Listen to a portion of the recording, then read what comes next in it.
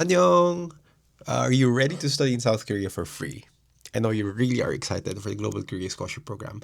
But before the embassy track officially starts, I want to make sure that you are aware how you will be able to master the different forms and documents required for the Global Korea Scholarship Program for Masters and PhD applicants. But of course, before we dive into our discussion, please, when you're listening to this vlog, I want to make sure that you are already set when it comes to which track you're choosing. Embassy track, university track. Which track you want to do, it's you. Simple difference. Embassy track, you submit your documents through the online application. University track, you submit the hard copy by post. That's the difference. So let's go. So the Form 1. The Form 1 is the foundation. It's where your information will be, information about the course you want to study, the track, the major, the university, all things about you. So as the foundation, you need to make sure that all information there are accurate. Tip for embassy track, you will be filling out the form in the studyinkorea.go.kr. Technically, the published form will just be a guide on where the information you need to supply. But for your application, you will use the studyinkorea.go.kr portal and upload or fill in the specific form there. So technically for you, the forms will just be a reference, but your main application form one will be in the portal. Embassy track, that's the way. University track, you have to download the form and fill it out. Some of you are asking, Justin, I want to use handwritten. Is it okay? No. For the sake of standardization and sake of professional presentation, have it computerized. That's the best way. And again, for both tracks applicable, make sure your name in those forms are identical to the English name indicated in your passport, if you have passport, or if in your birth certificate. The reason being, if there are discrepancies, you'll be barred from applying for the scholarship. You'll be able to apply next year. Take note of that, okay? So now that we have a clearly differentiated Form 1, let's now go to Form 2 and Form 3. For the Form 2 and Form 3, the essays, personal statement, and study plan, for me, this is such, you can associate this as the heart and the brain of your application. Heart being the motivation, why you want to do this scholarship program. And then the brain being the structure on how you will execute the program. That could be a good association for that. So for the personal statement, you have to tell your motivation, your story. But again, since you're applying for master's and PhD, enough of the emotional storytelling. Focus on your professional. Be mature instead in telling stories. Don't dwell too much on being poor, being sad, being sidelined. This is the opportunity for you to showcase that you take charge, that you are in the lead, you are in the control of your life. This is where you showcase those things.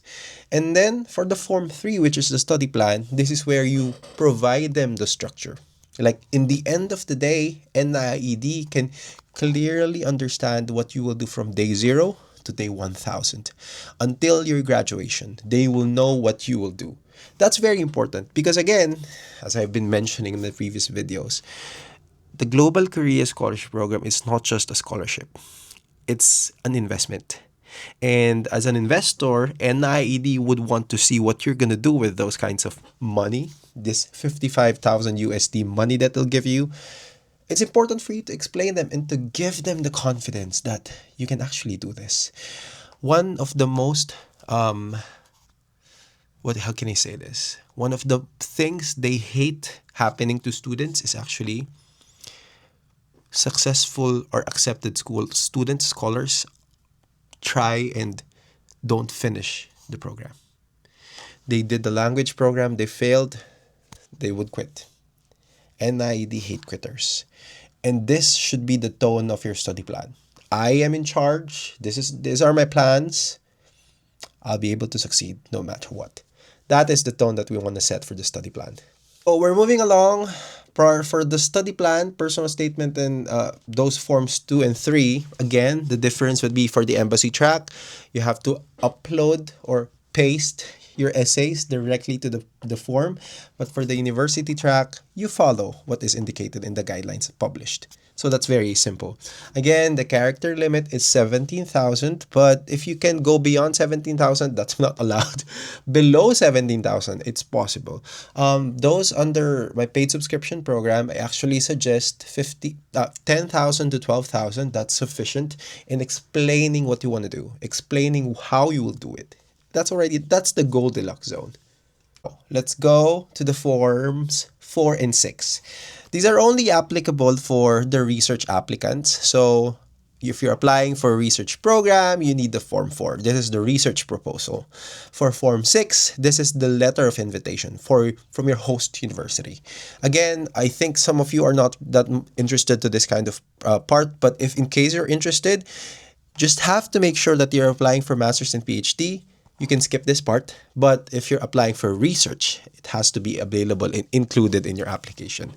Again, university track, you have to have them completed using the form, but I think for the embassy track, it's available in the portal itself. So if it's not applicable to you, the best thing that you can do is, like it's indicated there, NA, just follow it that way. Now we are going to the form 5, which is the highly confusing recommendation letter. So for the recommendation letter, here's the thing that you have to take note of. Now that the embassy track is doing the online application, they can read the recommendation letter now before submitting to the embassy, because they have to scan the recommendation letter and upload to the portal. Again, this is for the embassy track. You need one and submit. You can submit up to 2, but the recommendation is only 1 is required. It also has to be from a professor, a teacher who knows you academically. But again, some of you are asking, Justin, I have been away from university for almost 10 years. I don't have any contacts to my professor. Can I use my manager or my supervisor? Yeah, I guess, yes, you can use that. But again, try to contact your professors from your university. Just casual conversation, just casual contact, especially those mentors that you had from your university.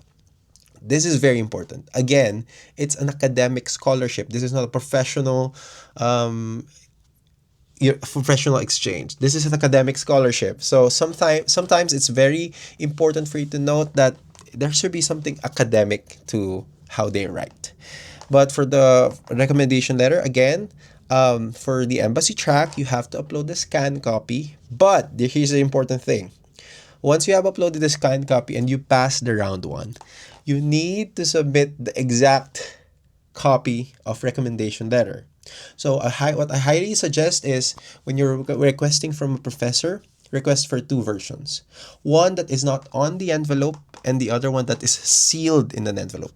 If you want to know more about how to seal your envelope, just check the guidelines. Everything is there. So again, it's very important to take note. Only 1 is required, but 2 is allowed. And the other recommendation letter, I highly suggest putting them under awards and other certificates. So that's the same thing for the university track. Again, university track, follow the traditional application. Request a recommendation letter, have it sealed in an envelope. And you have to take note of this. Some universities actually require 2 recommendation letters. So I guess Hanyang University is an example for that, since I did that for Hanyang. So make sure to read the university guidelines. And guys, I know you're still wondering, NIED hasn't published the specific guidelines for each university. I know. But this is something that you have to take note of. Once they publish the guidelines per university, check these information. Okay?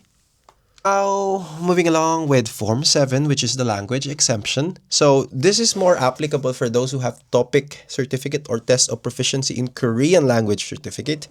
If you are TOPIK level 5 or TOPIK level 6, you can now be exempted from the Korean language training program, which is a 1-year language training program.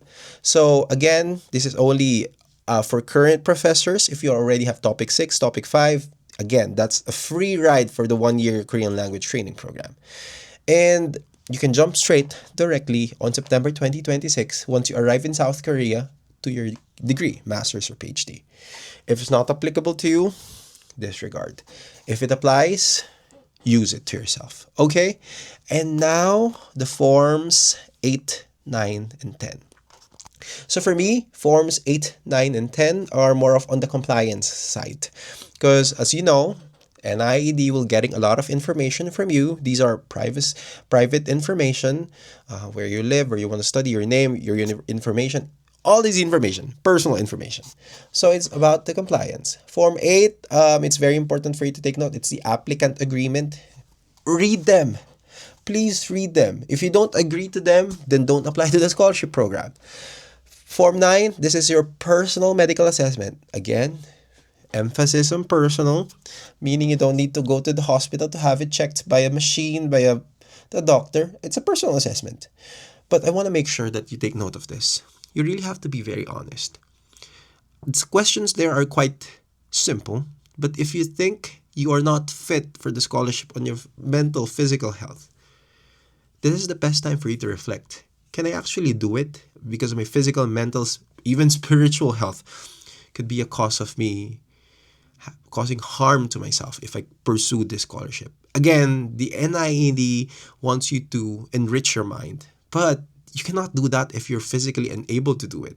So this is more of a personal medical assessment. Be honest and reflect your personal thoughts based on the questions. And then the Form 10. This is the consent for personal information. Again, from forms 1 to 9, these are personal information. Now we have to give consent to NIED for them to be able to utilize and probably process these documents.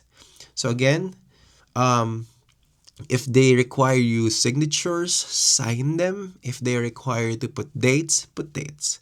So for embassy track, you have to download the whole file, sign all the information, check in. Even if for pen, this part's 8, 9, 10, pen is okay. And then signature, it should be wet signature. So once you have downloaded the forms, signed them, then scan them and create a PDF file. For the university track, same thing. Download the forms, answer them, and then package them as a whole. So that's the thing. That's for the forms 8, 9, and 10. So you will be wondering, Justin, you did not discuss about the documents. Because again, these are more of mastering the forms. I'll be having a different session on the different documents you have to submit. But here's a quick guide for you guys. Your certificate of birth, grade, certificate of grades, or transcript of records, that's what we call it in the Philippines, and then the diploma or certificate of graduation, these should be apostilled or receive consular confirmation. That's a standard. The notarized, just notarization, not possible. It should be consular confirmed or apostilled. The apostilled or consular confirmed version acts as an original document. So that's the one that you submit, okay? Especially for the university track. For the embassy track, you have the leeway of having them processed because it's online. But then again, if you pass the round 1, you need to submit these apostilled or consular confirmed documents. That's very important because even if you pass round 1 and you fail to do these things, you will be removed from the list. Very simple but very strict. NIED is trying to be very strict in document management this year, just to make sure everyone is aware that they are really looking into these documents when assessing the applicants. I have a good news that I will be sharing in the next video. The allowance actually increased, but I'll be sharing that in the next video. Again, I hope while you're watching or after you finished watching this video, you'll be able to master the forms for the Global Korea Scholarship Program Graduate Studies. It's going to be a lot, but one video at a time. Okay? Bye-bye.